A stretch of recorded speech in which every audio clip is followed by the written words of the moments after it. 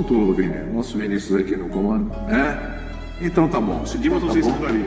O Dimas com certeza não mudaria. O Pedro Com certeza não mudaria. Não tem demais. Mas temos que falar da vitória do Fluminense sobre o São Paulo 2-0 e também passar ali pela vitória do Corinthians sobre o Flamengo por 2-1, né? Vamos falar então dessa vitória do Fluminense. Vitória que impactou na situação do Corinthians, né? O Corinthians até então tinha saído um pouquinho da zona do rebaixamento, mas com a vitória do Fluminense ele volta para a zona do rebaixamento e o Fluminense continua uma escalada realmente impressionante no campeonato, né? Já chegou-se lá, perdeu um jogo e tal, mas é um time consistente. Impressionante como o Fluminense obteve essa consistência com o Mano Menezes. E é um negócio, o Mano chegou também, tem o peso do trabalho dele, mas é indissociável falar da ascensão do Fluminense sem falar da chegada do Thiago Silva. É uma incorporação que muda completamente o nível de competitividade do time. E, William, olha o impacto imediato que ele teve na estreia. O Fluminense vence. Emplaca ali 4 vitórias consecutivas, e aí quando o Thiago Silva não joga, perde pro Vasco. E já no Campeonato Brasileiro, são 7 jogos com o Thiago Silva. 6 vitórias e um empate. E nesses jogos não sofreu um gol sofrido, impressionante. Então é um 5 de 1-0, se não me engano, né? Aquela sequência, né, de 4 vitórias consecutivas. E é o Thiago Silva jogando com o Thiago Santos fez com que o Thiago Santos, em alguns momentos, parecesse com o Thiago Silva. Ele elevou o nível desse companheiro. Exagero também, vai. Não, mas eu te falo, o Thiago Empolgou. O Thiago Santos está jogando muito.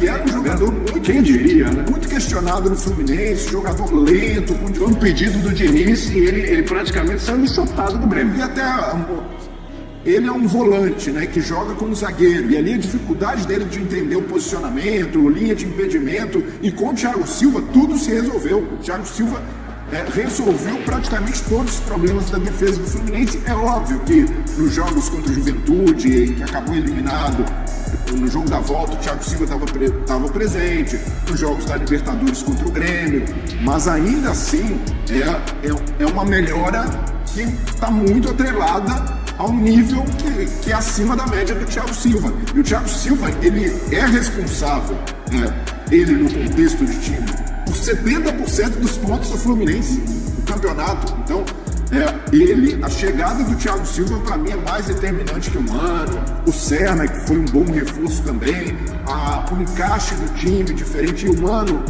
ele não descaracterizou completamente o Fluminense.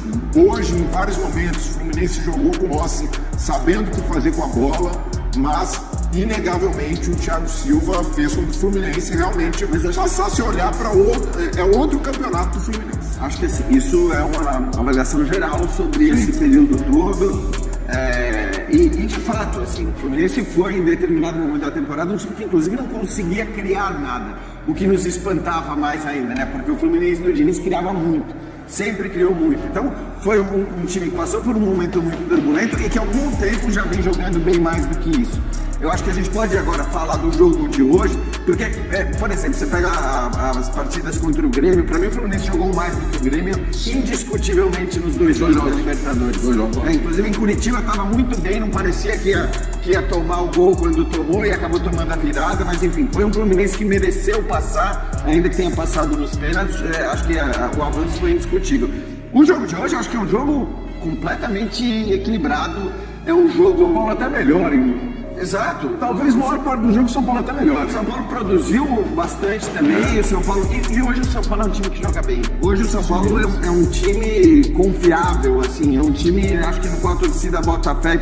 E o simples fato do Fluminense fazer, e aí tudo bem, a gente vai discutir aqui a vitória, a derrota, mas o simples fato do Fluminense conseguir jogar desse nível contra uma equipe que não por ser atual campeã da Copa do Brasil, mas porque vem fazendo boas partidas na sequência, acho que já coloca o Fluminense num outro patamar no Campeonato Brasileiro, e esse jogo acaba dizendo muito do que deve ser a temporada dos dois times, porque é claro que o Fluminense espera chegar para a disputa das quartas de final da Libertadores Mais tranquilo, né? Claro, puxando preciso. Lembra quando saiu o sorteio Grêmio e Fluminense, aquela situação toda falando, nossa. Exato, que a gente fala, e eu vi muito torcedor do Fluminense dizendo, cara, eu assim, a prioridade é brasileiro, né? Se não passar pelo Grêmio, infelizmente não passou, porque a prioridade é brasileiro. Então assim, acho que tudo que o torcedor do Fluminense quer é chegar nos confrontos contra o Galo,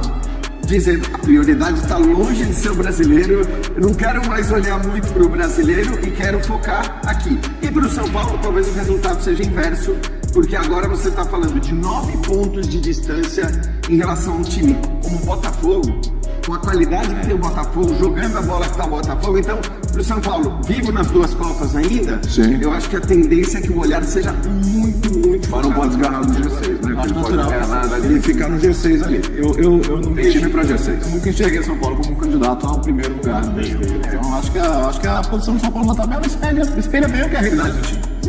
Acho que, aliás, do grupo dos primeiros ali, quem tá muito superando a expectativa é o Fortaleza. Cansamos de elogiar aqui, tá disputando 2 títulos, inclusive, não só um.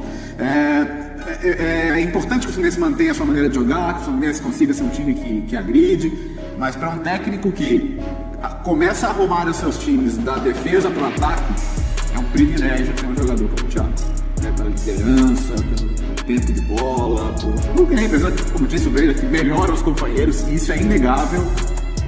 Agora, está sendo colocado um outro tipo de desafio, que é ir refazendo algumas coisas com o carro andando, que é perder o Alexandre, perder o André, né? São coisas que o técnico, claro, todo técnico da Barra dos Touros, ele sabe que amanhã você pode perder o jogador, mas não é qualquer jogador, especialmente o André, né? Então ele já está tendo que ir de novo ali, correr atrás, remontar. E o Alexandre é alternativa para o próprio Zé, alternativa para a lateral esquerda, alternativa. É claro que em algum momento você pode ficar com o cobertor curto aí.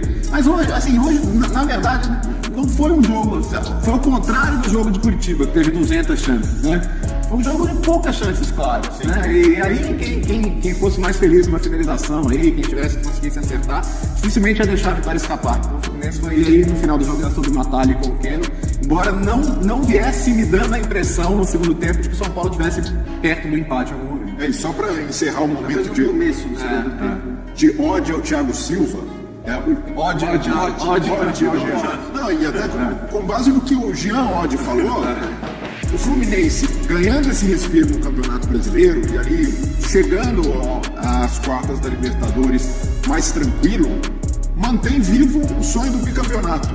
Imagina se o Thiago Silva, aos 40 anos, terminou a temporada, livrando o Fluminense do rebaixamento e campeão da Libertadores. Olha que história, hein? Voltando para realizar. Pô, aí a gente vai fazer. É papo para fazer estátua, para fazer homenagem, porque será um Até feito por único. tudo, por toda a carga e pela maneira como boa parte do Brasil olhava ou olha para o Thiago Silva. Quer dizer, um cara que fica estigmatizado de maneira tão equivocada por quem não acompanha o futebol europeu, né? E que deixa esse estigma do Thiago Silva em cima do 7-1, do choro. Cara, isso é uma loucura, assim, né? Então, assim, é bom, no fim das contas, para o Brasil, e é mais do que justo para o Thiago Silva, que o Brasil todo possa ver aí no Campeonato Brasileiro, contra os nossos times todos, que todo mundo assiste no dia a dia, todo mundo possa ver esse cara jogando no nível que a gente sabe que ele joga mesmo com 40 anos. Eu costumo dizer que avaliações como essa que fazem no Thiago Silva diz muito mais sobre a relação dessas pessoas com o futebol do que sobre ele. E não é só ele, não. Fernandinho, por exemplo, mas ele sei lá o quê. Ele volta pro Atlético, é brincadeira que ele joga. É fácil, né? Ele coloca jogos no bolso, é o que o Thiago Silva tá falando pra mim. Não, O Alisson precisa voltar também. Tem jogos sem levar gol lá na frente. Hoje ele falou um pouco pro João também depois do jogo. Mas acho que vai nessa mesma linha também. O dia que um cara desses volta e mostra o quanto ele é muito melhor que os jogadores que são medianos e são super idolatrados aqui. Pela boca. Mas enfim.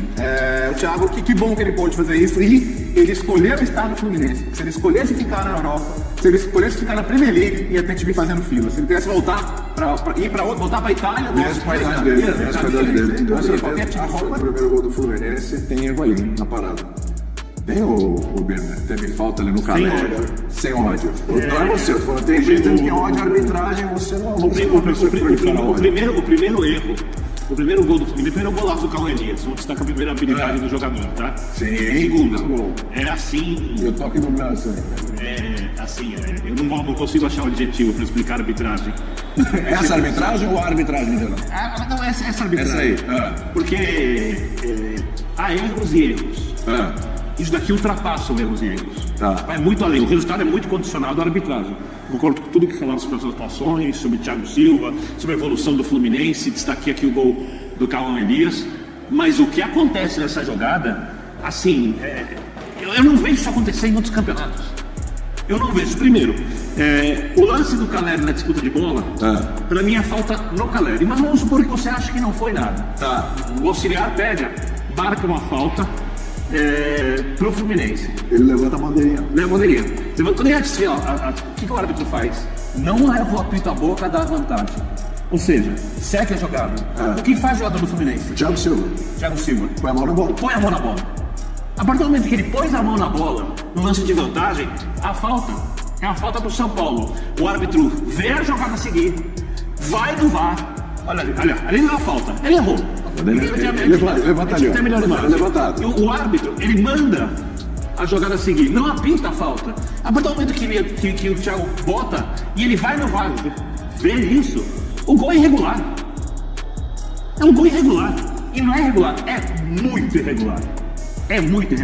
É assim. Principalmente porque tem uma mão na bola. É um gol típico de quem não conhece a regra. Eu duvido que o árbitro não conheça. E óbvio que todo o restante do jogo foi condicionado a o São Paulo saindo mais, né, o São Paulo tendo que fazer algumas alterações, etc. Mas eles falaram, seria 1-0. Não é assim que funciona o futebol. Então, eu concordo com todas as avaliações da atuação do São Paulo, do Fluminense, do Thiago.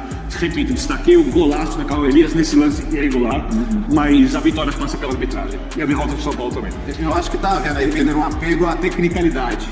Porque depois que o Thiago Silva põe a mão na bola, põe a bola no chão e cobre a falta, ele faz o gesto de segue o jogo. E parece que ele viu. Porque depois ele se gira e manda o jogo seguir. Então, concordo com você.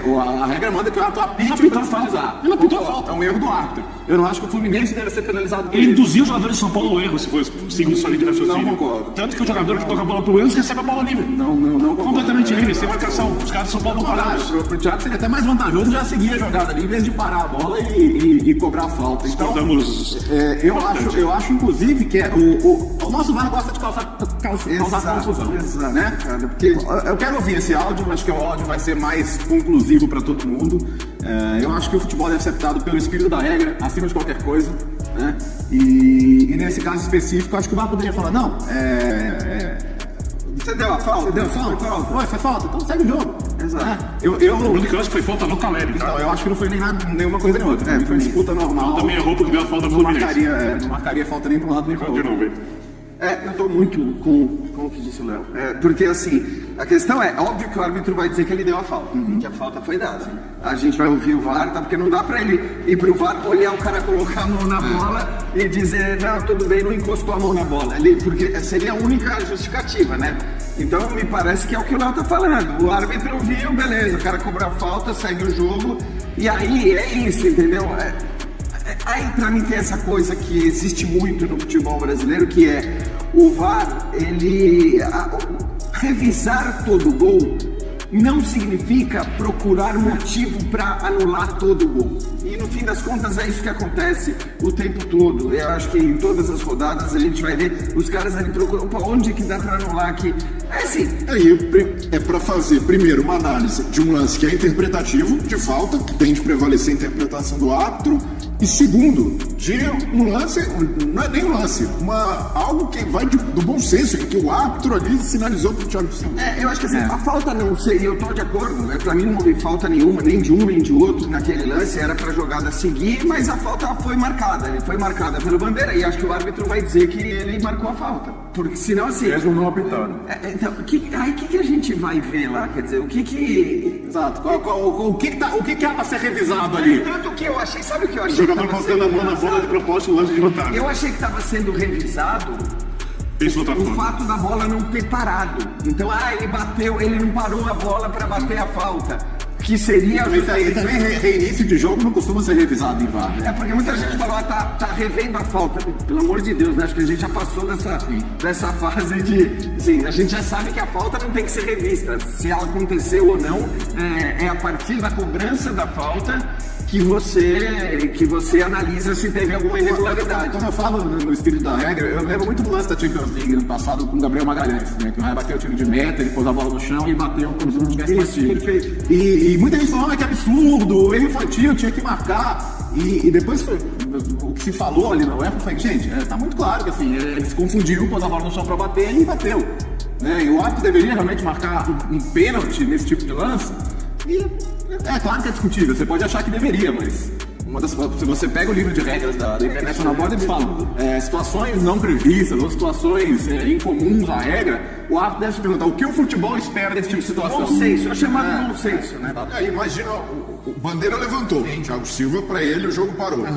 Bota a mão. Imagina se o árbitro para ali e dá um amarelo pro Thiago Silva. A gente estaria discutindo a falta de bom senso por ter marcado a infração. É que acho que sim, a questão toda é que a gente vê o árbitro olhando. Ele olha e depois faz os vídeos, ele tá olhando, aí ele se vira, não sei se a gente tem aí de novo, ele se vira fazendo um sinal claro de vantagem, que é esticar o braço. Entendi o que aconteceu. Isso. Vamos lá. A gente tem. Vamos colocar o lance aí. O Vinícius, nós temos a Renata Well gravou um vídeo pro nosso site, nós temos também, né? Vamos colocar a Renata Well antes, pode ser? Vamos lá, esse vídeo? Tá na manga aí? Vamos colocar então, Renata Well, nossa consultora de arbitragem, falando sobre esse lance. Vamos lá. Por que o gol do Fluminense foi irregular? O assistente, o Bandeirinha, ele marca uma infração de ataque do Caleri no Thiago. O árbitro claramente sinaliza a vantagem. Em nenhum momento ele apita para paralisar o jogo. Na regra do jogo está escrito que para você paralisar o jogo com uma infração, um tiro livre, tem que ter o apito. E não tem. O árbitro aplica a vantagem. O Thiago Silva, ao ver a sinalização do assistente, que só tem o dever de sinalizar e não tem poder nenhum no jogo, ele para e põe a mão na bola. O árbitro, nesse momento, está de costas e não vê a mão deliberada, aquela mão que o Thiago Silva leva a mão na bola para parar a bola, para bater uma falta que o árbitro não apitou. Na sequência, sai o gol do Fluminense. O árbitro em campo dá o gol. O VAR chama, mostra para ele algumas imagens, mostra inclusive a mão do Thiago Silva na bola e mesmo assim eles dão o gol. Mas há um erro absurdo aí na arbitragem. O jogo não foi paralisado, não teve apito do árbitro em momento algum. Então não teve uma falta para o Thiago cobrar. Aquela mão do Thiago é uma mão deliberada. Se é uma mão deliberada, houve uma infração do Thiago no lance. Houve um APP, que a gente chama, uma infração antes do gol do Fluminense. E mesmo assim, de forma equivocada, a arbitragem deu o gol do Fluminense. Um erro gigantesco da arbitragem. Erro gigantesco da arbitragem, segundo a Renata Well. A minha divergência só é sobre o ato não ter visto. A minha impressão pelas imagens é que ele vê o Thiago colocar a bola no chão e bater. Eu acho que o gesto que ele faz é o gesto de vantagem, ele estava de costas, ele não viu o Thiago bater. Vamos rever então a imagem, porque assim, pra mim tá claro que ele vê. É a divergência que eu tenho também. Ele vê o Thiago colocando a mão na bola, e acho que se não fosse isso, aí a gente poderia dizer, esse o erro foi apenas não apitado, mas... Esse cara tava na frente desse lance, tá? Ele é parado atrás. Ele se gira, ele tá com Não, esse é o segundo movimento, tem um movimento antes dele. Na hora que a bola chega, A gente não tem imagem dele antes. Se não me engano, ele faz um joinha, um sinal, beleza, entendi. Agora, também ele poderia... Agora é o seguinte, ele foi no VAR. Exato, é isso que eu ia falar. Também, assim, sendo assim, porque a minha impressão é que ele vê claramente o toque do Thiago, porque ele só se vira de costas quando a bola chega no Marcelo. Então, diante disso, ele poderia muito bem ter falado pro VAR, amiguinho, tranquilo, eu vi, tá claro, pra mim foi falta, eu te mandei o jogo seguinte, que no momento que ele vai pro VAR, realmente, né, o que ele tá procurando no VAR? O que ele está tentando entender? Por isso que até achei que fosse a questão de procurar para ver se a bola estava rolando na hora que o Thiago bate a falta. Bateu a falta. É a típica situação de que se não houvesse a viagem do árbitro à cabine, a gente não estaria falando disso.